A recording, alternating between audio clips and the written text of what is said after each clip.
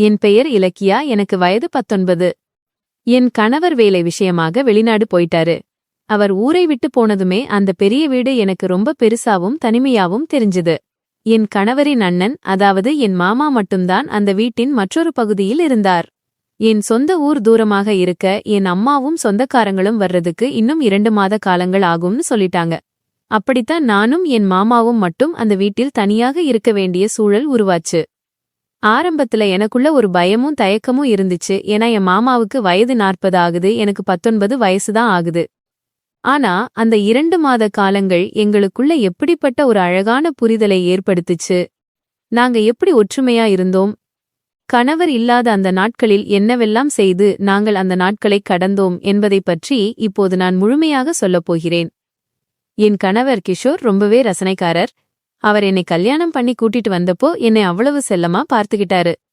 அவர் என்னை வர்ணிக்கும்போது பெருமையா சொல்லுவாரு, என் பொண்டாட்டி இலக்கியா எவ்வளவு அழகா இருக்கா பாத்தியா அப்படின்னு.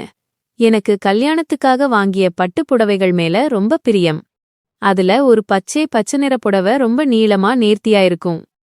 நான் அதை உடுத்திட்டு ஹாலில் நடந்து வரும்போது அந்த புடவியின் நீண்ட முந்தானை தரையில ஊர்ந்து போகிற அழகை பார்த்து என் கணவர் ரொம்ப ரசிச்சிருக்காரு. என் கூந்தல் இடுப்பு வரைக்கும் அடர்த்தியா நீண்டு வளர்ந்திருக்கும். என் முகத்துல எப்பவுமே மாறாத ஒரு சின்ன புன்னகை இருக்கும்னு கிஷோர் அடிக்கடி சொல்வான். அப்படிப்பட்ட ஒரு அன்பான சூழலில்தான் அவன் திடீர்னு வெளிநாட்டுக்கு வேலைக்கு கிளம்பி போயிட்டான். அவன் போன முதல் வாரமெல்லாம் எனக்கு ரொம்ப கஷ்டமா இருந்துச்சு. மாமாவுக்கும் எனக்கும் நடுவுல ஒரு பெரிய இடைவெளி இருந்துச்சு. மாமாவுக்கு 40 வயசு ஆகுறதால என்கிட்ட பேசுறதுக்கு கூட ரொம்ப யோசிப்பாரு. வீட்ல நாங்க 2 பேர் மட்டும் தனியா இருக்கோங்கிற ஒரு தயக்கம் எங்க 2 பேரோட முகத்திலேயும் இருந்துச்சு. அவரும் அவரோட வேலையை பார்த்துக்கிட்டு அமைதியா இருப்பாரு. நானும் என் அறையிலேயே இருப்பேன். சமையல் அறையில் சமைக்கும்போது கூட பெரிதாக பேசிக்க மாட்டோம். ஆனா அந்த நிலைமை ரொம்ப நாள் நீடிக்கல. ஒரு நாள் ராத்திரி திடீர்னு பயங்கரமான இடியும் மழையும் அடிச்சு ஊருக்கே கரண்ட் போயிடுச்சு. அந்த இருட்டுல எனக்கு என்ன பண்றதுனே தெரியல. பயத்துல நடுங்க ஆரம்பிச்சிட்டேன். அப்போ மாமா கையில ஒரு டார்ச் லைட்டோட என் அறை பக்கமா வந்து, இலக்கியா பயப்படாம இருடி, ஒன்னும் இல்லன்னு சொல்லி ஆறுதல் சொன்னாரு. அந்த இருட்ல டார்ச் வெளிச்சத்துல அவர் என் அருகில் வந்து நின்ன அந்த நிமிஷம் என் மனசுல இருந்த பயம் மொத்தமா பறந்து போயிடுச்சு. அதுக்கப்புறம் சமையல் அறையில் தண்ணி பிடிக்கிறதுல இருந்து மழையோட சேர்ந்து பேசின சின்ன சின்ன விஷயங்கள் வரைக்கும் எங்ககிட்ட ஒரு நல்ல தொடக்கம் கிடைச்சது. அடுத்தடுத்த நாள்கள்ல என் கணவர் இல்லாத அந்த இடைவெளியை நிரப்பும் வகையில் எங்களுக்கிடையேயான புரிதல் இன்னும் பலப்பட்டது.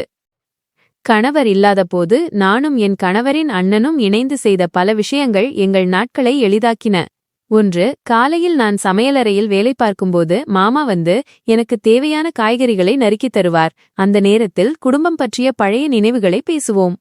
2, மாலையானதும் இருவரும் வீட்டு மாடியில் உட்கார்ந்து தேநீர் குடித்தபடியே அன்றைய நாளின் நிகழ்வுகளை பகிர்ந்து கொள்வோம். 3, எனக்கு படிப்பதில் அல்லது எதையாவது தெரிந்து கொள்வதில் சந்தேகம் வந்தால் ஒரு மூத்த வழிகாட்டியாக மாமா உட்கார்ந்து பொறுமையாகச் சொல்லித் தருவார். 4, வீட்டில் இருக்கும் சிறிய மின்சார பழுதுகள் அல்லது தளவாட பொருட்களை மாமாதான் சரி செய்வார். நான் அருகில் நின்று அவருக்கு தேவையான கருவிகளை எடுத்துக் கொடுத்து உதவுவேன். 5, கிஷோர் வெளிநாட்டிலிருந்து போன் செய்யும்போது நான் அவனிடம் சிரித்து பேசிவிட்டு மாமாவிடம் போனை கொடுத்து குடும்ப நலம் விசாரிக்கச் சொல்வேன்.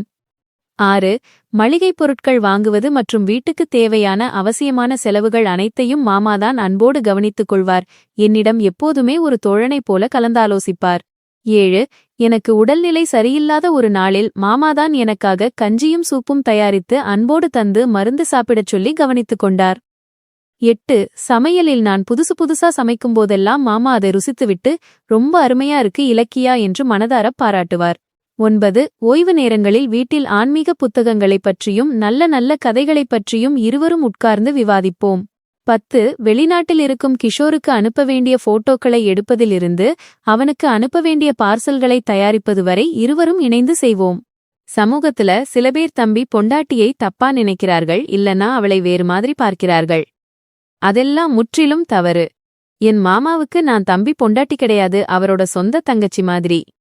என்னை அந்த வீட்ல ஒரு குழந்தையைப் போலவும் ஒரு தங்கையைப் போலவும் பாதுகாத்து என் மேல ஒரு துளி கூட கரும்பறை விழாம பாத்துக்கிட்டது அந்த மாமாதான். அந்த 2 மாத காலங்கள் எங்க 2 பேருக்கும் நடுவுல எந்தவிதமான தவறான எண்ணமும் வரல. ஒரு தூய்மையான அண்ணன் தங்கை பாசத்தை தான் உருவாக்குச்சு. 2 மாதங்கள் கழித்து என் கணவர் கிஷோர் வெளிநாட்டிலிருந்து வெற்றிகரமாக திரும்பி வந்துட்டான். அதேபோல என் அம்மாவும் எங்க வீட்டுக்கு வந்துவிட்டாள். எல்லாரும் ஒன்னா சேர்ந்த மகிழ்ச்சியான அந்த தருணத்துல என் மாமா என்கிட்ட சொன்னார், இலக்கியா, நீ இந்த 2 மாசமும் எங்க வீட்டுக்கு ஒரு மகாலட்சுமி மாதிரி இருந்து எங்க வீட்டை பாத்துக்கிட்ட அப்படின்னு சொன்னார். அந்த வார்த்தைகள் என் இதயத்தை தொட்டது. தம்பி பொண்டாட்டிங்கிறது வெறும் உறவு இல்ல, அதுவும் ஒரு சொந்த தங்கச்சிக்கு நிகரான பொன்னான உறவுதான் அப்படிங்கிற உண்மைய அந்த 2 மாத காலம் எனக்கு கற்றுக் கொடுத்துச்சு. அந்த நினைவுகள் என் வாழ்நாள் முழுமைக்கும் என் மனசுல அப்படியே அழியாம இருக்கும்.